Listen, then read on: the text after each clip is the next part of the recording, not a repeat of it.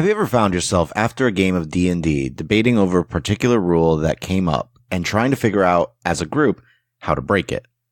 As a DM, do you get that feeling of dread when your player asks, if you look at it this way?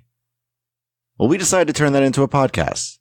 A group of DMs come together every episode as we discuss how, rules as written, we can figure out how to maximize what we can do with a rule and how we can use other rules to break the game. Each episode, we will be joined by a guest, including DMs from some of our favorite podcasts, and get a sneak peek behind the DM screen from some of our favorite shows as they share their own thoughts and experiences on a particular rule and how it has affected their games. Please feel free to jump in on our discussions by leaving us a comment on Podbean, iTunes, Google Play, or Stitcher, or feel free to email me at dm@dndraw.com, or send us a tweet to @rulesaswritten and let us know how the rule may have come up during one of your games or how you figured out a way to break the game that we didn't discuss. So, thanks for joining us. Hi, it's Bethany. Hey, this is Tony. Hey everyone, Rachel here. Hi, I'm Ross.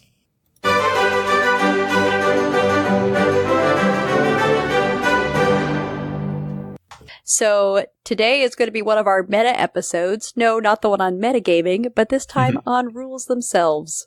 Okay. Today joining us, we have Ross. If you don't mind, Ross, sharing, where can people find you? Hello, I'm Ross. I am primarily probably found on the Dice for Brains podcast. Well, diceforbrains.com for sure. We also do Not Another Tavern, and I've got to participate in some of the awesome podcast of D&D events. So we did an episode for the podcast or the Tome of Foes, and then I'm going to be on the podcast of Waterdeep, which is great. I got to play in that one. Congratulations. Thank you. Thank you. It was very fun. You could also catch our live stream game on Twitch on Tuesdays at 9:30 Eastern. We're playing some Star Wars, and we've got a new show coming out called Table Talk with Victoria and Ross, where Victoria Rogers from the Broadswords and we basically have like an advice column show. It's a lot of fun. So any of those places would be great. And you have your own Twitter handle now. Oh, yes. Yeah, I'm a person on Twitter, and I actually don't know what it is. Ross something? You can find it. You can find it on the show one that I used to hide behind, and now I'm not allowed anymore. Okay, it's @2RossBot, the number 2. That's it. Thank you so much. @2RossBot. That's not a bad name. I think it gave me that one automatically. That's fantastic. Or @Dice for Brains, and it'll eventually get to me. Okay, great. So, before we go into the actual episode topic, we usually go through some interview questions to give people a chance to know you. Oh, yay. Yeah. That's fun. Yeah, they're really tough, hard-hitting questions, we've been told by some people. But we start with the easy one, which is, tell us about what you create. Oh, wow. A lot of stuff right now, which is very fun. I create actual play podcasts and live streams that focus on, bringing new players to a super inclusive table. That's really great. We're also writing adventures for the DMs Guild, and we're doing some chat shows. So we've got a lot all sort of centered around the table, which is fantastic. So yeah, a lot of that stuff. Yeah. So I think really from there it's going into the topic. So I guess, Ross, I will ask you, why did you propose this topic? Because you had already done an episode on plot points, which is what I wanted to talk about. I know, we just did. I love them. So I missed that. And then just with the name of your show, the next thing that came to my head was, well, I'm a recovering rules lawyer. That might be fun to talk about. Which you jumped right on, if I'm not mistaken. Oh, I did, because it's become a regular thing where Rachel says, Bethany, you're a rules lawyer. And I say, I'm not. But I would say maybe it's because of what we would define a rules lawyer as. I don't see it as someone who likes rules or cares about the rules. I think a rules lawyer to me is someone who wants to litigate the rules. It's that idea of going and arguing and winning. That's what I think I would consider to be a rules lawyer. So you focus more on the lawyer side of the yes. phrase than the She rules focuses side on of the phrase. winning side of the Gotcha. argument. And honestly, I don't do that actually No, as you don't. a player. No. I have no interest in that. I like rules because I am a structure driven person. move myself outside my comfort zone and try to not always play lawful characters because I'm like, guys, there are rules for a reason. Because that's how my brain works. And I think maybe some people consider that being a rules lawyer, but I think it's really that issue of always wanting to debate and win that I see is what makes people say, oh, that person's a rules lawyer, or that's an issue with having a rules lawyer at your table. So I'm kind of curious, how would you guys define what a rules lawyer is? Well, I think my definition's a little different from yours, actually. So I think that might bode well for you at least. So to me, a rules lawyer is a person who puts the rules where the rules take precedent over everything else at the table. And that is what I don't ever want to be. So I don't like, and there are games that are structured in a way that it's much more GM versus the player, in which I think what you're describing is perfectly valid. What happened with me is that there were times where getting the rule right was more important than anything else that was happening at the table. That is ignoring the other people I'm playing with. It was just, that is what I needed to get away from. So yeah, I don't know. I think that's a slightly different definition maybe. No, it is. Yeah. And that's why I thought it'd be good. It's kind of to start on that basis. And it sounds like you're just coming more like, sorry guys, the rules are just rules. They're laws that need to be followed. Yeah. So how about you, Rachel? I know you've said I'm a rules lawyer sometimes, but I think what my do you thought think? process is more with Ross's process, that's like, this rule is written specifically this way. Not that you don't care what else is going on in the game, but it's more that rule is specific and should be followed as it is versus the rule of cool, which to me is the overriding rule of everything. That's true. I am not a rule of cool DM, partly because I've been running a long campaign and every time I get this whole, I'm establishing a precedent. But I will also say this is because, to Rachel's point, we have a rules lawyer at our table. It is Chris, and everything that happens is fodder for future exploitation. Yep. So, no, I will not argue that. So, that's another reason I stick to rules as written or rules as intended as much as I can, while allowing opportunity and help to work within those rules, because it's what keeps the game running smoothly for this particular group of players. Also, I have a lot of new players and they just want to know, how do I do things? Yeah. And you say however you want will completely paralyze some people. So they certainly need some of that for sure. Well, and because I think consistency also helps, like across the board, especially when you have like our group with like varying levels of players. You know, I've been playing the longest, and then all the way up to, you know, the one girl who's been playing, couple months worth? So there's a huge gap of like experience and knowledge in the game, the rules, how it should function, the idea that you can literally do anything you can think of, or at least try. We've made it to haggling, so that's good. And there's rules for that. So I think part of how I respond to rules as a DM is driven by what feels like the right fit for the table, for that particular group that I've been running. Tony, you haven't really added. What do you think a rules lawyer is? So a rules lawyer to me is someone who is, I gotta agree. I focus a little more on the lawyer part, but I listened to this one YouTuber who actually had this whole debate on this, because he's like, when he says rules lawyer, people see the second one, that he's talking about, the one that is, oh, I want to get something out. Like, what can I get out of this based off of the wording of the rules? And he decided to split it to two terms: a rules traditionalist and a rules haggler. Interesting. So I see myself as what he would describe a traditionalist, which is, I'm like, the rules are there because I think it's important, but also because I think you can get a lot of fun out of the game while still following the rules. Yep. Whereas a rules haggler will look for the loopholes and how they can get things out of a way a rule is particularly worded and kind of vague. And I have no problem calling out Chris. Chris is our rules lawyer, who's always like, but if you read it this way, and Tony and I have said, no, Chris, we're not doing that right now. We're trying. Other people want to have their turns too. So we're just going to go with, what the Fireball has done every time up until now, and not something new. So I think sometimes I would say I stick with the rules because it's just more expedient for the way we run the game. But that's also because we're running 5th edition. I think it depends on what system you're running. That's true. And what like assets you have. So I have like spell cards for 5th edition. So I don't need to open a book necessarily because I got my whole wizard little book planned out. Let's do this. Yeah. We have those in binders, like like they're stored like Pokemon cards. So like typically, like the general rule once it's going is no books for us. We keep them closed unless it's super important. Like, everyone can wave the flag if they absolutely need to because something isn't written or they, can't read it right or something like that on their character sheet. But it's a little harder with 5th edition because there's just so much more of it. Yeah, that's true. And yeah, we moved to the no books method and no laptops when we were playing face to face because there was some, I've just checked something or I Googled this and I'm reading in a forum that someone has pointed out that you could perhaps do. And I'm like, whoa, hold on. What is happening right now? I have had those debates with people pre-game or like between sessions where it's like, oh, but I just read that if you look at it this way, it can kind of work. Yeah. I think that's probably why I lean so hard to Rule of Cool, just because I'm always going to lose that fight probably.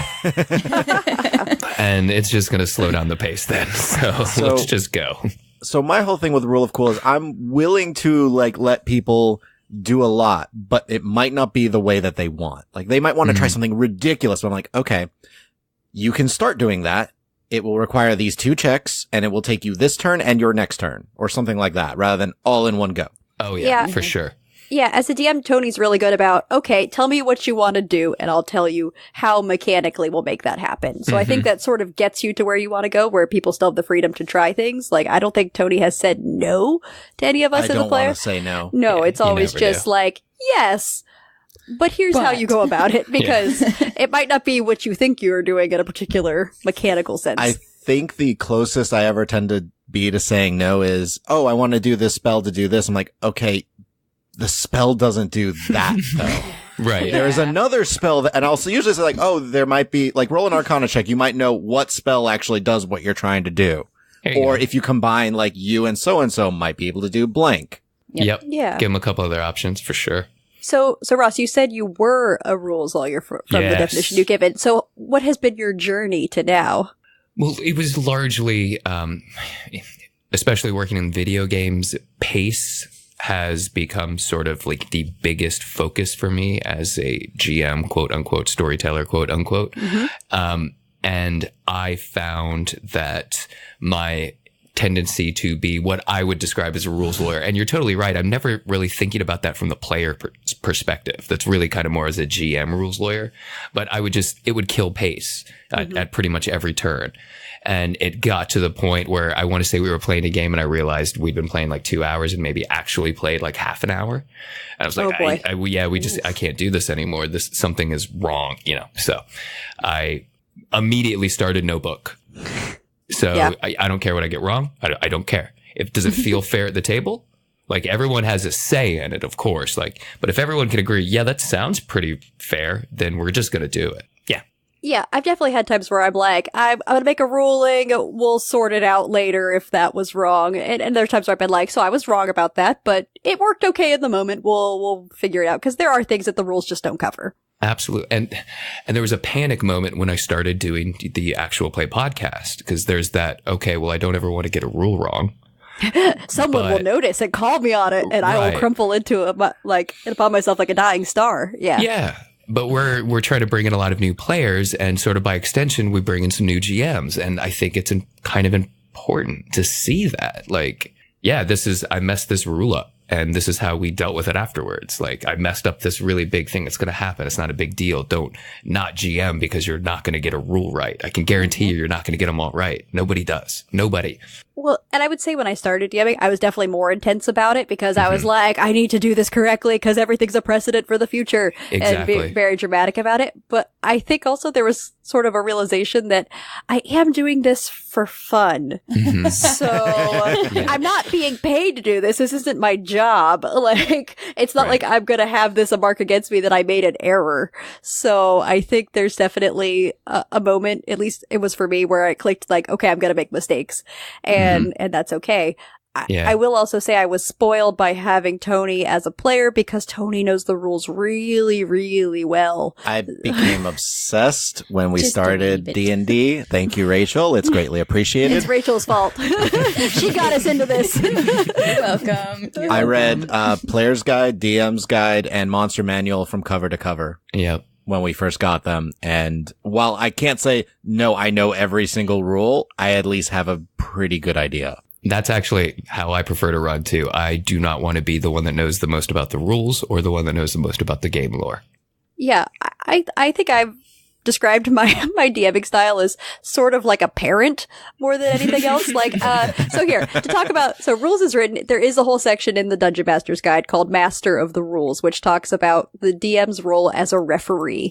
Mhm. I definitely don't see my responsibility as a DM as a referee where I'm like running a game that I'm making calls or anything like that. I more like, are the kids having a good time? Are they being responsible? Is everyone getting along? Does everybody have their snacks and is everybody juice happy? bottles? Which, by the way, has led to me realizing I am a bit of a softie as a DM compared to other DMs who are like, I gave all my players scurvy. And I'm yeah. like, I made Rachel's character a cheese inspector.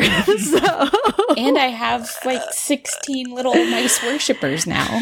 yeah, Rachel's character has all the pets. Oh, Not that's including the adorable. other pet mice and the donkeys. And So I feel like that's where I kind of am coming from enforcing the rules. Like, okay, but the rules are here so that we all, make good life choices and have Mhm. fun and so everybody gets along and we're all on the same page. So that's my own DM bias. Where do you guys kind of see your role as the, I guess the person sort of moderating the rules? So I have a different perspective because of my gaming with kids. I am rule of cool wins hands down every time. Most of the time, I have the book on the table for them to reference if they would like to. Most of the time, it doesn't even get cracked open. Because they're kids. Because they're kids. They don't care. So we'll be doing something, I'll be setting the scene and they're just, I want to do this, this, and this. I'm like, okay, what's your strength? Okay, it's high enough. Yeah, you're able to do the first part, but I'm going to need a dexterity check for the second because I know that you have 2 left feet and your hands are on backwards. So let's see if you can actually fully succeed. And they get so pumped. They have no idea what they're doing because they still don't understand the rules, but they are just like, I get to roll a D12. And I'm like, it's a D20. You tried. Good job. Put down the D12. It's almost never the D12. And get the D4 out of your mouth. But yeah. Yeah. So mine's definitely a different perspective because mine is pretty much, the rules are mostly there for combat for them, which we keep it very combat light. They almost always try to get out of combat, which works. I let them do it. I'm like, sure. You want to try to talk to them by first dancing, doing a limbo underneath a tree branch and getting their attention? All right, let's do it. They have weird ideas. I don't understand sometimes. They have a wide open imagination. They don't feel like there's wrong answers, which all of us aren't. get hung up on.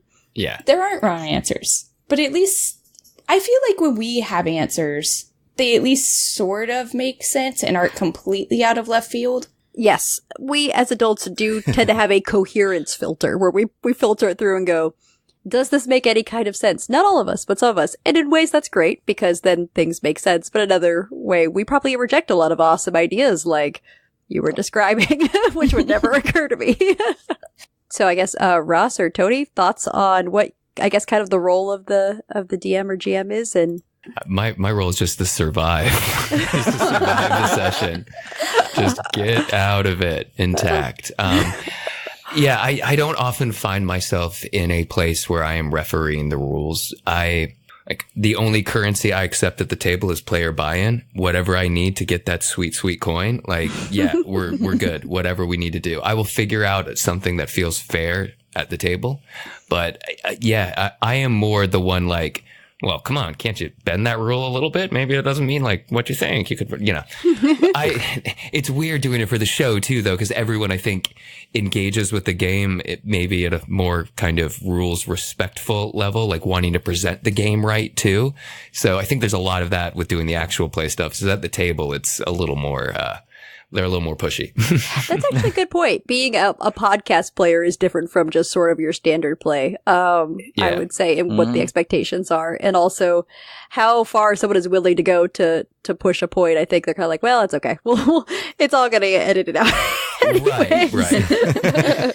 And then when you're playing and you're not recording, those rare times where you've managed to find a Sunday somewhere, they're just like, everybody's unhinged at that point.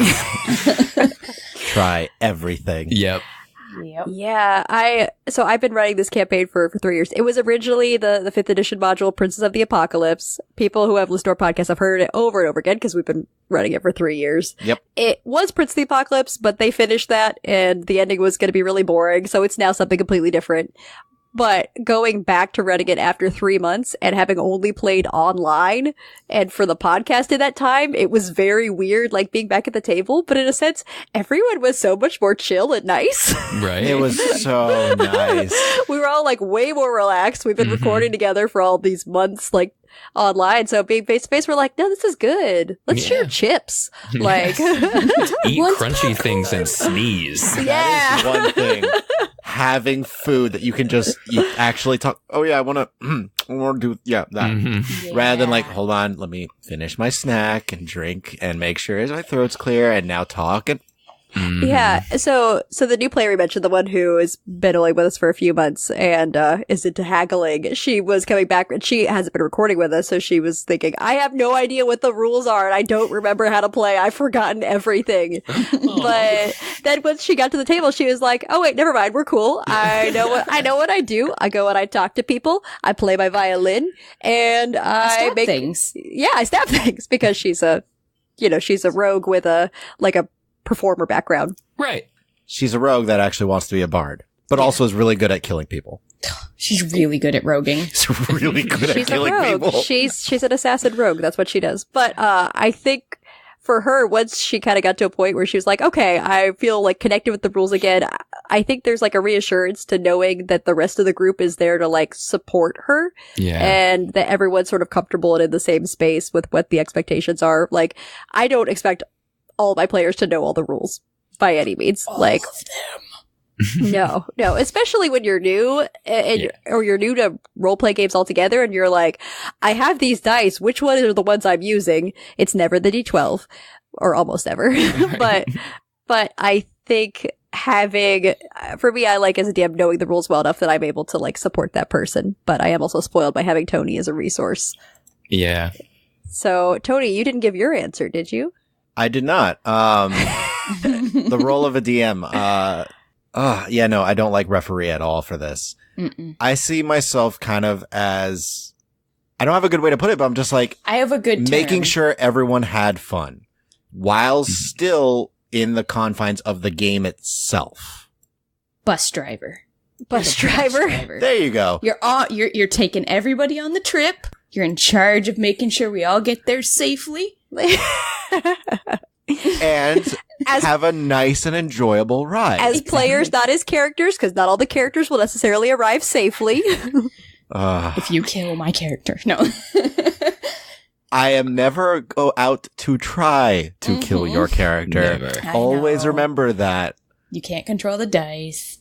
Womp womp. Some of those crits, some of those bad rolls, sometimes just, So something I don't actually have it on our list of questions, but it kind of harkens back to what you were talking about, Ross, is sort of that idea of, I guess, an adversarial position between the DM and the players, which I think my stance on rules is partly reflected by not really having that for the most part. I don't think my players, as much as they joke, think I'm out to get them or that I want to win. I mean, but I know there are people who have that sort of DM, player relationship. Yeah, and one of the things that has been really interesting doing this show, not to harp on this, but bringing in a lot of new players is a lot of people bring certain things that you're not necessarily expecting. And I'm like that where this isn't me versus you. This is a story we are telling together this is a cooperative storytelling game. It's not a competitive thing. But I have a player, Eileen, who is like really naturally competitive. Like she's into like football, like she does all sports stuff and she just really gets into that.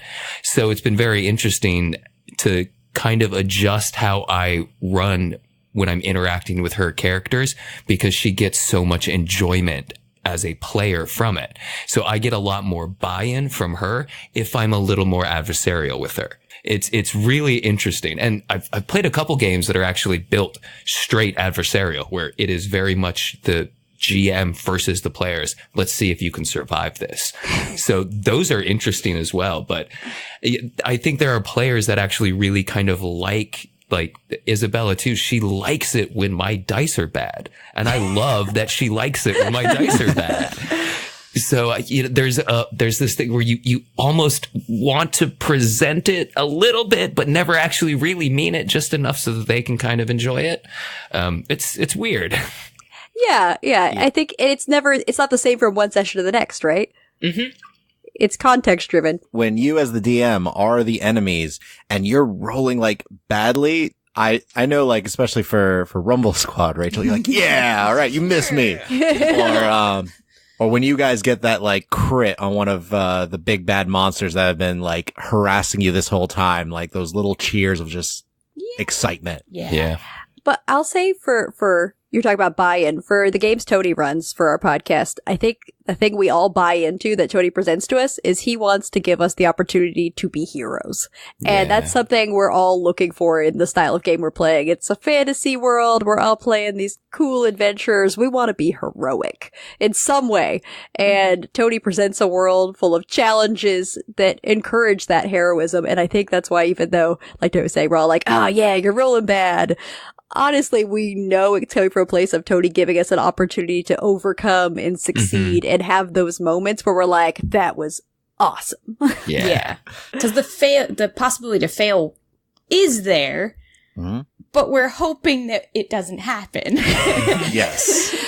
That was one little bit of advice that I really, really like, because if the DM really wants to win in D&D, the players can't ever really win. If the DM actually is trying to win, there's no stopping them. Yep. So the DM, I see it as, in terms of the way that I tend to structure the games, is the DM is there to make the party the hero. And because of that, yes, there are going to be moments where the DM's like, no, he killed you. That's it. Or like those near death experiences or really difficult challenges. But that's, to me, just bringing the players to that moment of doing something amazing. Yeah. Whether it's slightly amazingly bad because of a nat 1 and then still recover from it, or just unbelievable because they swing from a chandelier to drop down and kill their enemy. Yes. Yeah. That moment is incredible. It absolutely is. I got one of those in the last season where they just got so frustrated they did something very silly and then rolled very poorly doing it. And it was amazing. Like the humbling moment of, so it's not an adversarial thing, but like for that character's arc, like that was clearly the pitch point in the arc. Like, now this character is going to be different from here on out. And she played it like that. And it was so good. It was so good. I love those moments like that for character growth. Like, I've told Tony, I'm like, I built this character for our current game who knows who she is. She's got a pretty stable background. So I'm like, I can't wait to see what you do to this character who's like, I've got life figured out. I've got a game plan. The world is my oyster. So good. Yeah, like she's capable and she's totally set. Nothing can go wrong. So I'm very excited to see what Tony, who is a kind person but a very devious DM, because he will run a long con on the players. Yes. But we're like, Tony has this plan and we all think we know what it is and we try to guess. And Tony just says things like, yes, that would be interesting when I ask. Yeah. It's hard being married to your DM. Really hard. The most difficult thing is I'm like, I had a great idea. I can't share it with anybody. Yes. I hate that. I hate that. That's the one thing about a DM that I actually like. I hate being, because of just that one thing of like, oh, this is amazing. And I have no way to talk to you because you're on my game. Yep. And it's worse when you do a show because you can't even... Like you can't tell anybody. You got to find like one person that's like, all right, I'm going to spoil everything for you because I just need you to Like, tell me this isn't crazy. All right. You can't tell anyway. I swear to secrecy. It gets very, very dramatic. Yeah. I think something that Tony, you and I have talked about is I know you're sometimes like inspired by the rules where you see a rule for something that you didn't know was available and that kind of drives something that happens in the game. What are you thinking of specifically? Well, I'm trying to think of which one it was for you, but I know what has come up for us is we were flipping through the DMG and said, what is this carousing table? Oh. Carousing. Yes. How did we not know that's a thing that there's structure for and we should be doing literally all the time? Mm-hmm. I think there's times like that where there's an opportunity to take advantage of rules that might encourage you to try something you wouldn't, especially for new players.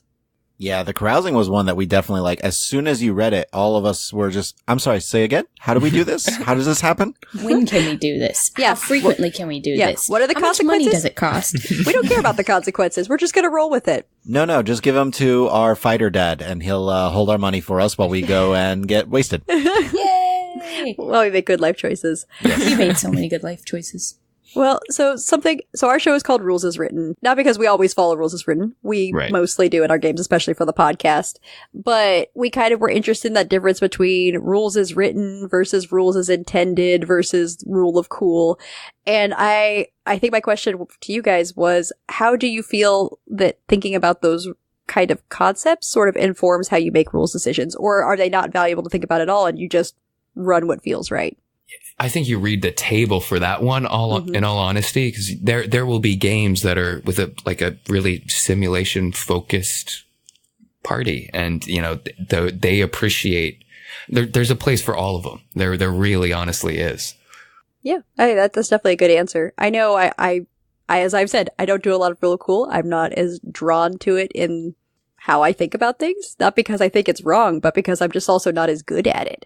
I'm much better at structure. Right. Yeah. And you play to your strengths. That's great. Yeah. I know Rachel is rule of cool, like all the way, pretty much. Well, okay. But in fairness, I'm also playing with most of the time students who don't know any of the rules. And to pause the game when we only have an hour at a time anyways, to look up rules repeatedly is a pain. Most of the time I'll go, there is a rule for this. You do this, this, and this generally, or something along those lines. So we're going to go with that because that's what I'm vaguely remembering, I think, is how the rule works. So roll me these dice and we'll see how it goes. And they're like, okay. So something we do, Ross, is we actually have an annual tradition. I think we've done 3 years now of Critmas, where we do we do some sort of winter themed game around Christmas time for our circle of friends that we do face to face. We all get together and do a potluck, and we take turns co-DMing it. So we've done different sort of combinations of those of us who have DM'd, and Rachel and I co-DM'd it. I think we were both nervous a little because our styles are so different. Oh my gosh, night and day difference. But it went really well because we sort of had addressed both sides of things. So our prep styles were different, but it came together and we both knew the players. So we kind of knew what they were looking for. And I think it meshed, which I guess is sort of another diabolical. It was amazing. Nice. Well, we gave them a puzzle. That's all it takes to be called diabolical. Here's a puzzle. Have fun. It was a wooden puzzle that had duplicate pieces and pieces missing. Oh my. Yep. Josh thought we were evil. It had enough that we could finish it, but that's about it. They were building a goat for reference. It was a wooden goat. It was amazing. I think we posted on the Twitter for a while. Yeah, it was posted on Twitter. But I think that, anyways, that kind of sort of, I think, is an example of how, like, different styles can merge well even together, if you feel like you have different ideological perspectives on rules. That doesn't mean you can't collaborate and come up with something that's a really good experience. Absolutely. If I am, and just because of the shows and everything, I tend to be focused more on rule of cool now. My best sounding words are always straight raw folk. Mm-hmm. So they give you the best ideas. They clue you in on the one little thing you're missing that is really important. I love talking to people who run and prep completely different from me. Like, I get a lot out of those interactions all the time. Yeah, Rachel says I prep like a weirdo. I don't understand. It breaks my brain. I like structure. She has an agenda.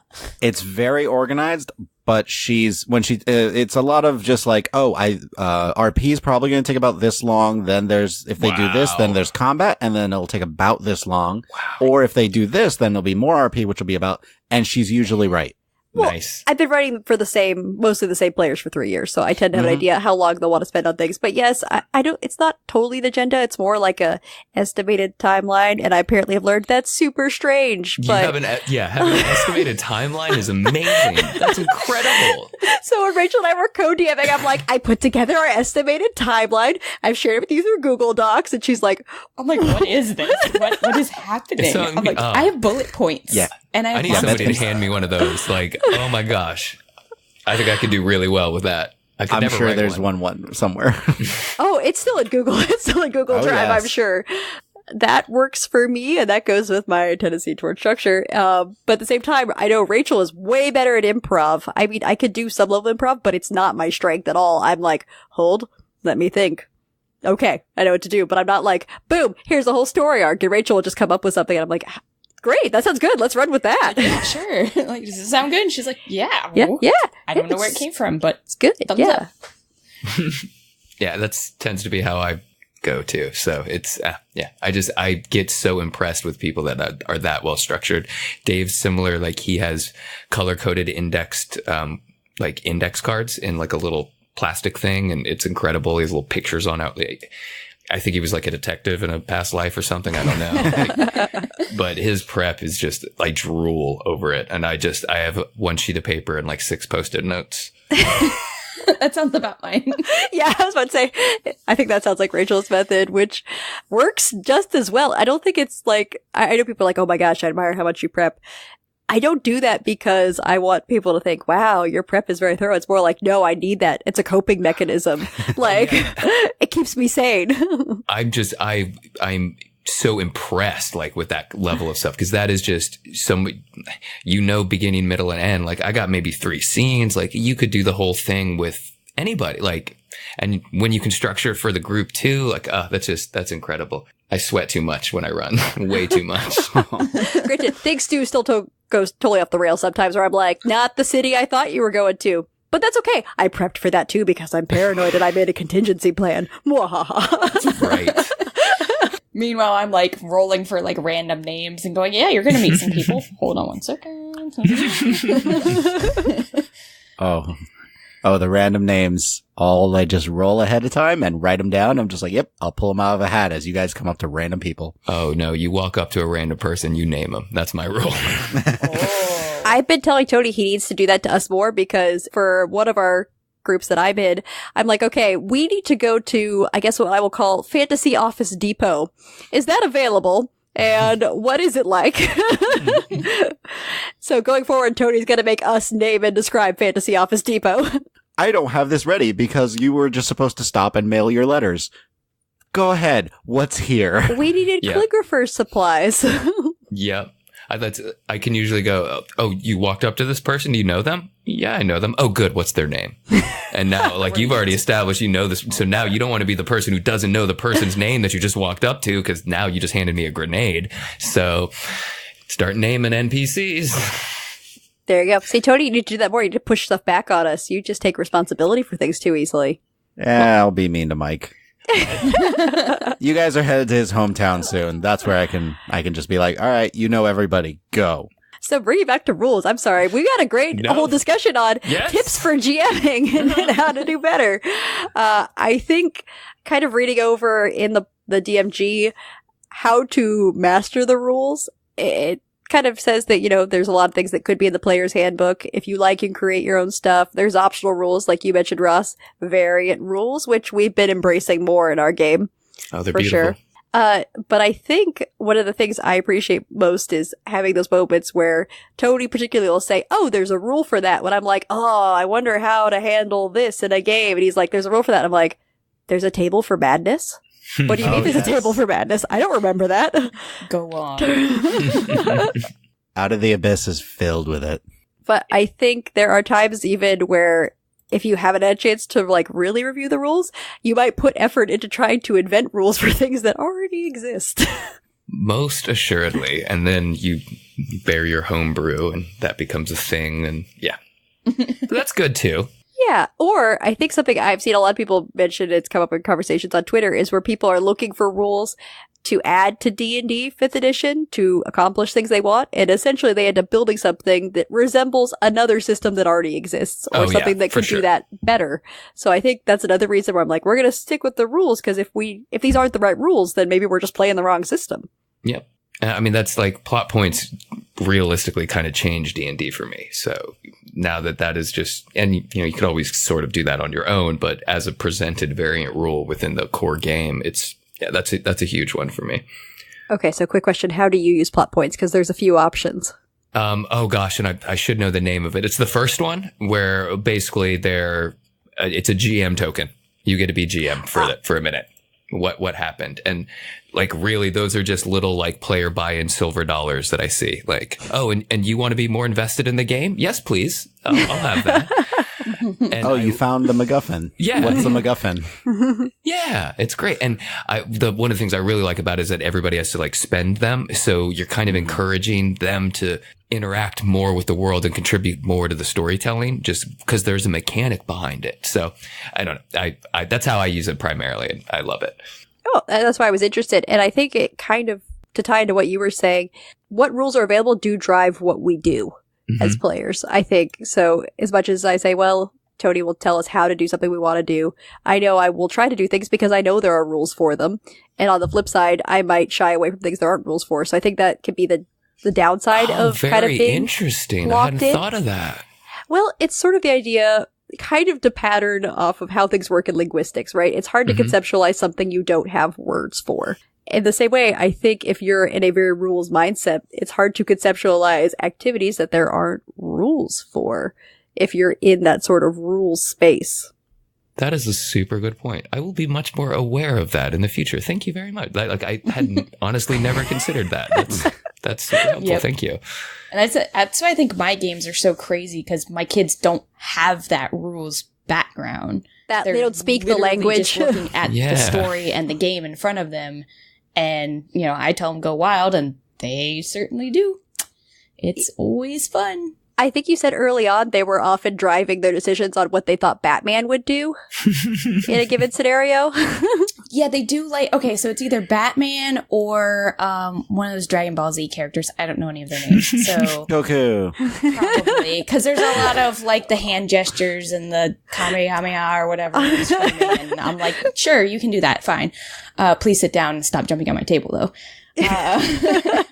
I've had children jump up on tables in the middle of gaming sessions, so I've had adults do that.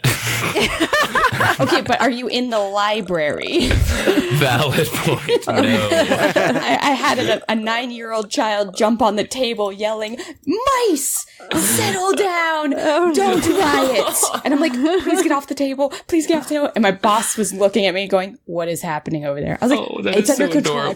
It's under control. Yeah, she was trying to stop a riot in Mouse Guard. They had just been informed that there was not enough food for the winter, and they were going to have quarter rations for the winter, and the mice were about to riot. And so she's like, no! It was adorable. But yeah. You have the cutest kid stories. They do. They're so cute.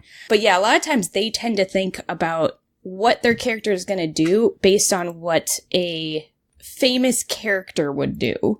Like, oh, well, Batman would totally jump up on the roof and then hang down. And I'm like, you are nowhere near like Batman. Let me put this in perspective. You're a barbarian. You have no finesse at all with you. Please don't try to be Batman. And he's like, okay, can I kick down the door? Sure, you can kick down the door. That is something that a barbarian with your background would do. And he's like, okay, cool. So they tend to try to take all the popular stuff that they know, because that's their frame of reference, and run with it. I do like when they jump on the table, though. It's pretty interesting. It's certainly dramatic. It is. It shows they are engaged with the activity. That and when they cry. That's the other time they're engaged. Oh. I do make them cry. Yeah. Not all the time, right? Just sometimes. Just the one, usually. It's not my fault. He's a very emotional little child. Right. and he accidentally killed a goblin that he wanted to be friends with. Oh, no. Oh. Yeah. And then came in the next day, please, can we rewind? No, no, sorry. Oh. That's consequences.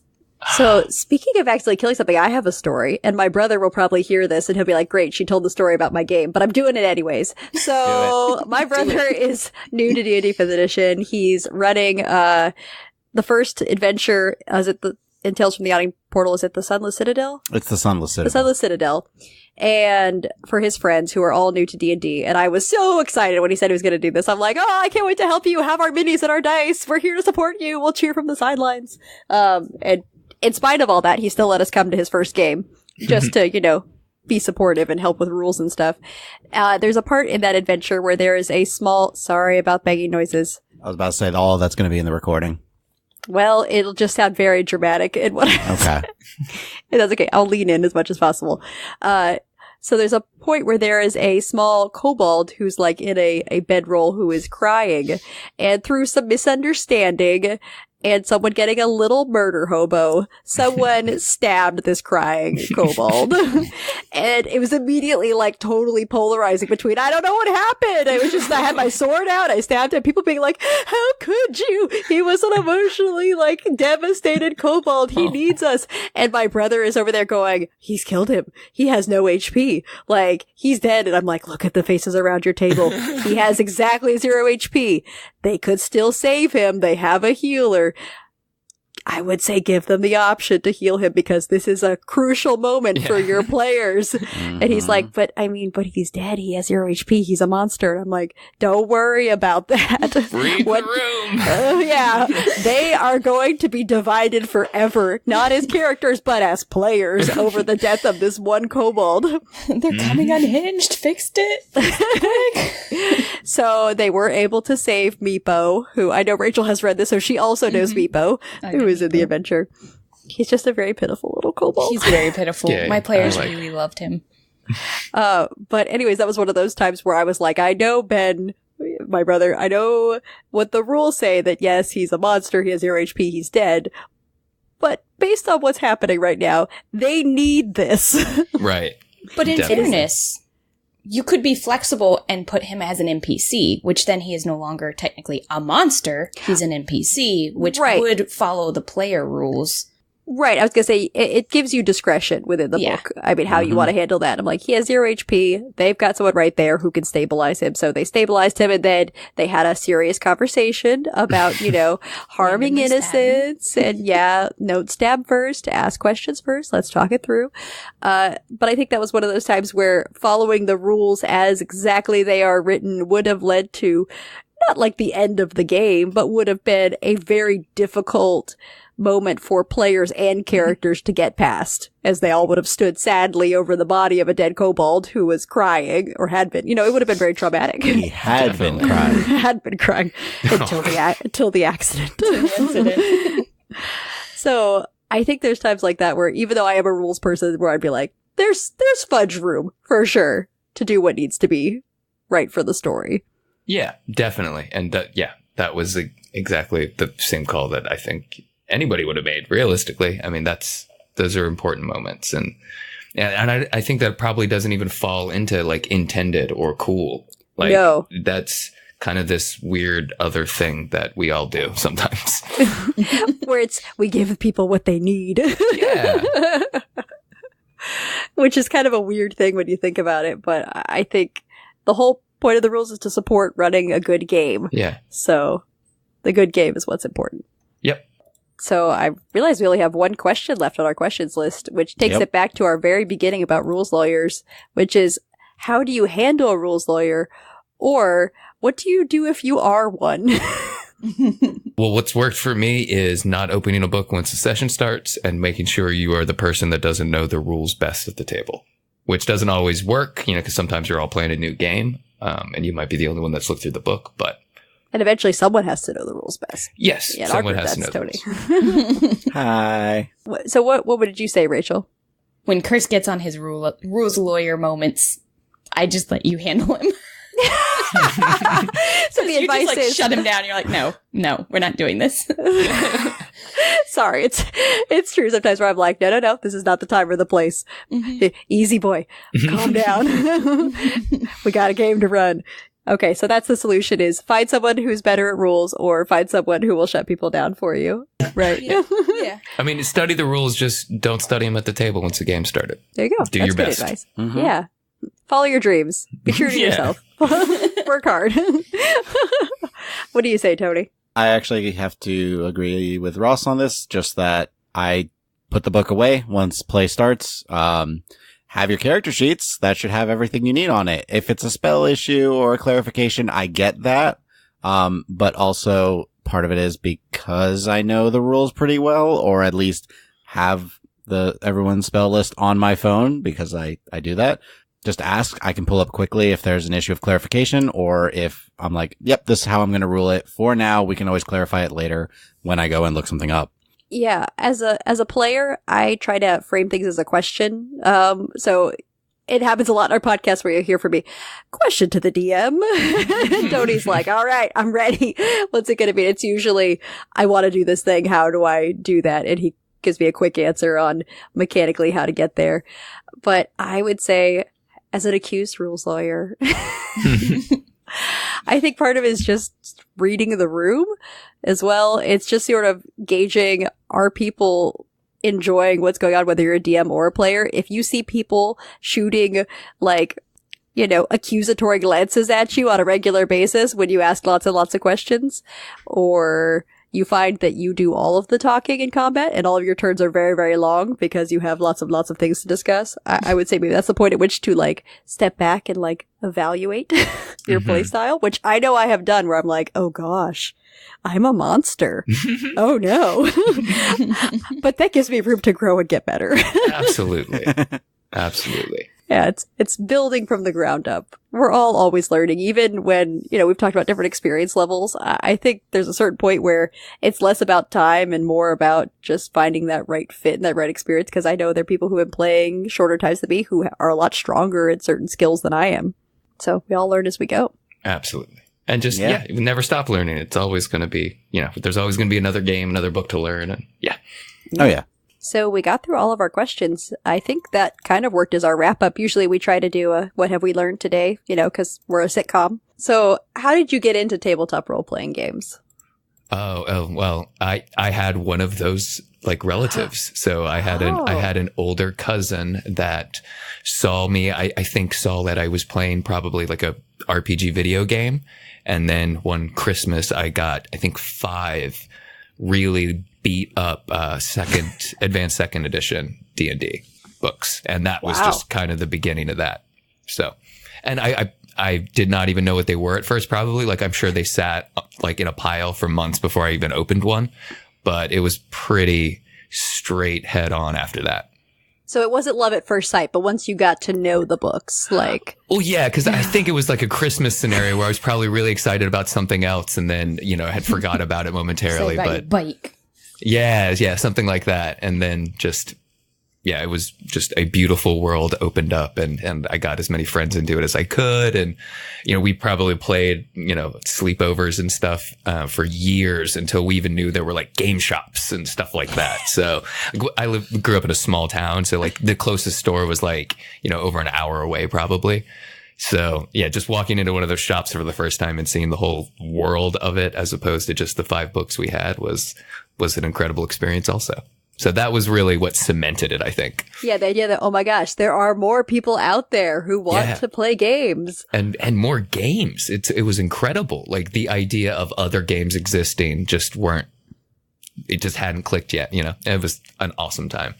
Yeah, nowadays we're spoiled for choice. So spoiled. And we had Kickstarters and I mean, just so much internet research, videos, podcast, everything's there now. It would have been a little easier. There's a system for everything. So even if someone's like, well, I'm not really into high fantasy, you're like, well, that's no barrier at all to entry. Why don't you come check out these other lovely options that are available? What are you into? Because that's a thing. I can guarantee it. Yeah. If it's not directly, there's a generic that'll cover it. Oh, man. Tony, do you remember the name of that Jane Austen style RPG that's coming out? Is it Good Society? I think so. Oh my gosh. I'm so excited for that one. I'm like, I want to snub people and plan good marriages and make bad decisions for my social standing. And then I go, probably not everyone wants to do that, but that sounds awesome to me. I've been preparing my whole life to play a game like that.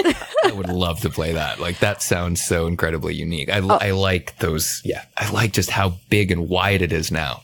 It's great. Yeah, there's something for every kind of experience. Yeah. So, how did you get into podcasting? Oh, well, that was probably the accidental part. I wish I could credit whoever it was, but it was in a games shop and somebody had mentioned, I think, Nerd Poker.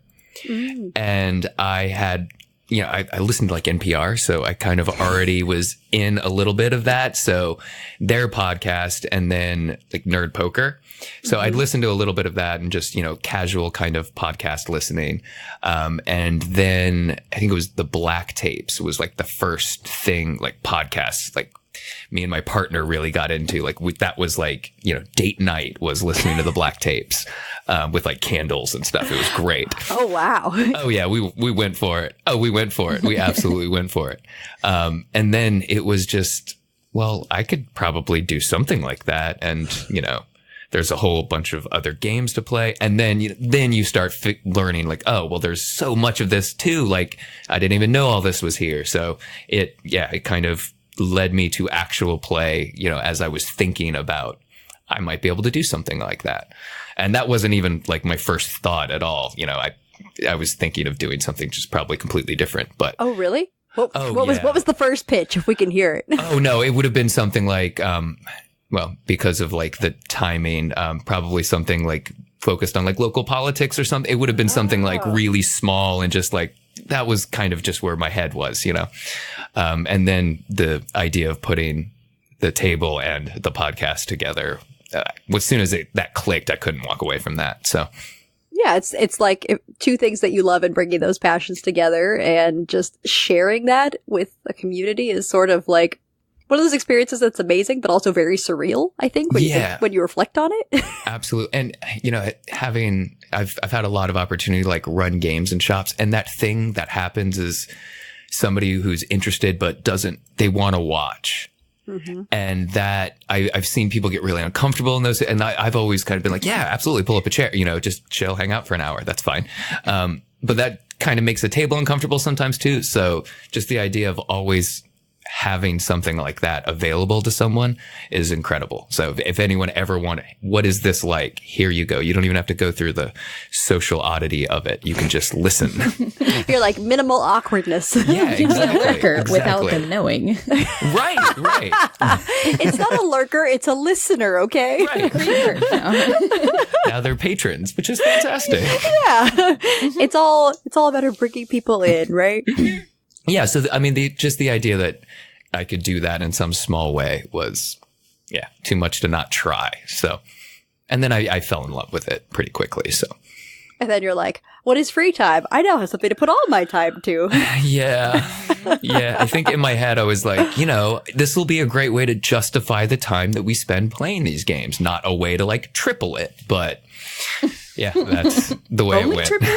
Yeah, I think we've talked about this to a few people. To be fair, I'm always trying to encourage other people to start podcasts. I'm like, It's horrible amounts of work, but it's wonderful. You should do it, but you'll make sacrifices. Yes, and you leave that part like, you should definitely do it. You're going to start one? Great, you've started it. Okay, now say goodbye to all of your friends. Yeah. And your friends are the people you podcast with now.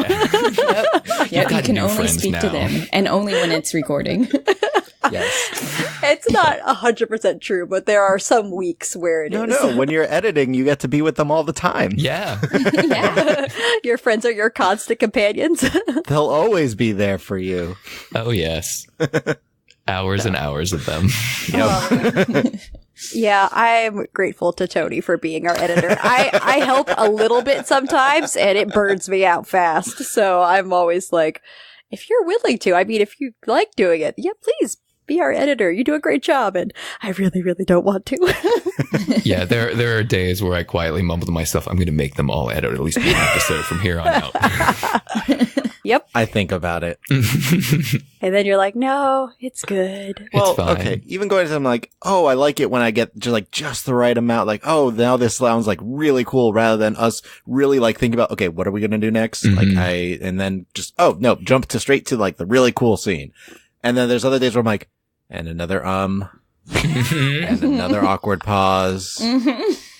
Oh wait, I have to try and figure this one out because they went, so like, I'm sorry, that was totally a Rachel impression, Tony. Wow. Yeah, that was totally a Rachel impression. I know. I only spent 3 hours editing today, so I know for a fact that's a me.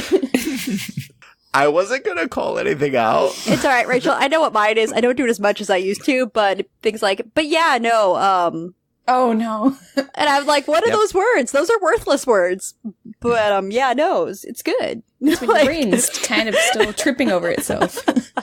I have this terrible habit since I do mostly like improv style GMing. So I will start a sentence in an effort to buy myself time to think, get a really good idea, and then just start going into it. And I won't actually manage to make a complete sentence out of it. Oh, man. So then I can't cut the beginning part. It's awful. And then you go, but you know what I mean? This is where you try and dub over as carefully as possible to make it sound coherent. Yeah, Tony's gotten pretty good at dubbing himself for those times where he's like, it was going in a really good direction, but then I'll start a sentence and like halfway through it, I kind of clarify something that I said slightly earlier, and I listen back, I'm like, this made no sense. Like, I get it, but it makes no sense now. And everyone else got it at the time. Right. I poor Dave. I did like ADR for Dave in one of the seasons we did because we knew an NPC or a character he played was going to be an NPC in that. So I was like, okay, this will be great. Dave lives really close to me. I'll just have him come over and just, redo the line so it's in the character's voice. And then I got really lazy really fast. So I was just like, and then Dave says something cool and so I was giving him like nothing by the end of it. It was a bad idea. yeah, Dave gives you the finger guns. Yeah. He loves it. There's a bro nod. And then I wouldn't listen to it till I had him over. I'm just like, I'm so sorry. I don't. It seemed so right in my head. Yeah, I've had to dub myself a couple times, but overall, I think it's not really heavy editing. At least not for rules episodes, but for the actual Not play. for rules episodes. The rules episodes, I'm just like, are there long, awkward pauses? Did we go on a tangent in which, like, we didn't discuss anything on the interview or of the actual topic? Cool. Otherwise, it's pretty much staying in. Yep. Yeah. So back to the interview. Oh, yes. No, this- because yeah, it's not this- about podcasting necessarily. That was spot on podcasting interviews. Yeah, Like, no, yeah, it's good. It was great content. So this is where we get to the hard interview questions that for some people. What's your favorite RPG system to play? Oh, well, I'm just going to cheat. So this is easy. Oh. So it's a toss up between what I basically just call the narrative systems now, since we play the Star Wars and the Genesis game. But the Fantasy Flight system that is, driven by the narrative dice, and it's 5th edition. I've kind of fallen back in love with it, with the like asterisks that I use a lot of variant rules when I play it that tend to bring it a little closer. It tends to move the bell curve a little bit more towards the narrative end. So it's certainly the narrative focus that I enjoy. And they've done some really, really good stuff with especially the variant rules, but with just the system in general. And that's like campaign and adventure stuff. My current favorite one shot is Love and Justice, without question. That's the one you were telling us about at the meetup. It's so good. I can't wait to play it again. We're going to play it with like Eric and Isabella pretty soon, just for funsies. But I've just got to get another one in. I'm going to take it with me to Dragon Con too. I'm going to try to talk everybody into playing it. It'd be like, so let me pitch this game to you. Yeah. Actually, so wait. Tony and Rachel were part of this conversation, so they don't know what the not. pitch is. Yeah, I have no idea what you're talking about. Give So the high it's- level. It's a hack Sell it to of Lasers and Feelings. You can get it on Drive-Thru RPG. You definitely should. And it's a magical girl version of that game.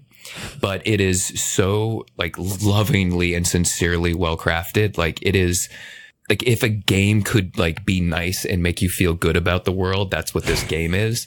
And it's structured so well to mimic like the Magical Girl television shows and stuff like that. Like the session ends when you use your like combined attack power. That's how the game ends. That's the rule for when it happens. It's phenomenal. You get just incredible moments out of it. Like the transformation is like one of the best things I've ever experienced at a table. Like it's just 100% player engagement and everyone is so on board and loving everything you're doing. It's fantastic.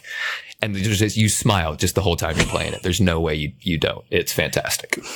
Have you mentioned this to Mike? Oh yeah, no, they were talking about this at the meetup. I figured this would be something he would love. And I leaned over and I was like, Magical Girl game, and he's like, shh, let the man talk. Sounds about right. It's so good. It's so good. And like so easy to run. It's like 4 pages long. Even if you've never played Lasers or Feelings, like it'll take you 20 minutes. And there's even like a chart to randomize all of the GM stuff. Like, so you literally don't even need to know anything when you sit down to play it, and you're good. Wow. So what I'm hearing is we should play this at one of our next meetups. Yeah, definitely. It's it's fairly short. It's meant to sort of mimic the half-hour television show. So it takes, I don't know, ours was maybe like an hour and a little more. So the first half hour is kind of building the characters and the world, and then you play the episode. Man, it's great. Yeah, it sounds awesome. So, it sounds like you did okay with the question. By the way, we will accept your toss-up answer. Oh, good. Thank you. Sorry to cheat. We will accept. She'll allow it. Yeah. No, it's okay. These are just so people can get to know you. We don't actually hold you to these answers. And if your favorite system changes, that's also okay. Well, and that it certainly has over the years. So this is probably a fairly new thing. Yeah. So do you have a favorite memory or moment that you are most proud of as either a DM or a player? Like, that's so hard. We will accept one of each. Hard. So there's a lot of stuff that I want to talk about that it would also be spoilers. Spoilers. Yes, I had a feeling. So maybe something from further in the past. Yeah, like there's some like incredible like game moments that I would love to just talk about. But good thing is they're all recorded, so anybody can go listen to those, and I will happily talk about them if you're caught up. But I don't want to spoil anything. In a very, very general sense, my proudest moment is when the moment it clicks with a new player. Mm-hmm. Like when you've brought someone in that was unsure about practically everything, and you sit them down at a table and they have a blast and you get to like connect with them as a human. Like I'm not the best social person. For some reason, like the table is where I can really connect with other people. And when I can help bring somebody like new to that, or just maybe give somebody that experience, like that moment is the best. And it happens like a lot. So it's not just one specific one, but that is like, that's the absolute best thing. That's the thing I'm always going to be most proud of. So the last time that happened would be the time I'm currently most proud of. So this will remain accurate as this episode is continued to be listened to going forward in perpetuity. Yeah. Well, probably not by the time well, yes, that, but it'll be a different person by the time it happens, probably, which is great.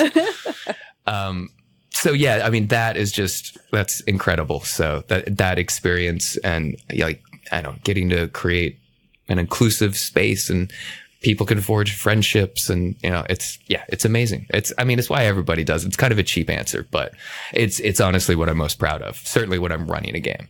Hey, there are no cheap answers here. That was a quality answer. Thank you very much. I appreciate it.